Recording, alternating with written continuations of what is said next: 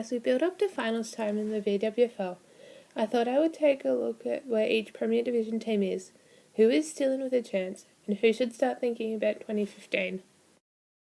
This season there has been one standout team in Premier Division, the Darebin Falcons.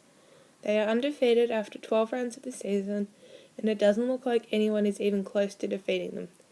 They have a percentage of 960.87, and with key players like Daisy Pearce and Katie Brennan, and a dominating ruckman in Nasta O'Connor, they have looked absolutely unstoppable. Unless a monumental disaster happens for the Falcons, they once again look like the most likely to take out the premiership this year. The only team that has looked close to beating them this year is Diamond Creek. The Creekers, under the captaincy of Diana Haynes and Steph Chiocci, have been the only ones that have come close to beating Darebin all season. In saying that, they have had a pretty dominant season in their own right.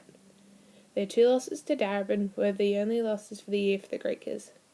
With their key backbone of Tanya Hetherington, Laura Corrigan, Chiocci and Haynes, they have been able to keep the scoreboard ticking over during games while keeping opposition scores to a minimum. In my opinion, they will be the ones that will be there on grand final day trying to defeat Darebin.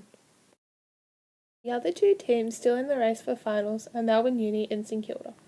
Both teams have had strong competitive seasons, but I can't see them matching with the might and class of Darebin or Diamond Creek.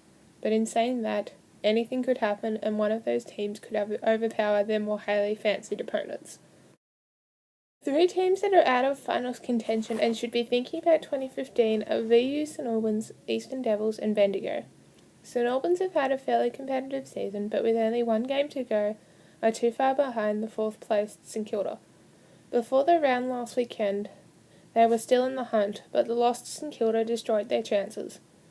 Eastern Devils have had an unfortunate season, losing all but 1 of their games and coming close in some of their other games. They currently sit 3 games behind 5th place St Albans. With key stars such as Meg Hutchins and the retiring Louise Watton, they could have had a better season, but Hutchins will lead the Devils into what hopefully will be a better season in 2015. Bendigo have had a tough first season, losing all their games by roughly 100 points or even more, and not having more than a few scoring shots per game. This season could be seen as a learning season for the Thunder, and next year will hopefully come out and be a more competitive unit. With 1 round to go, the final 4 are pretty much set in stone, but the final ladder positions are still up in the air.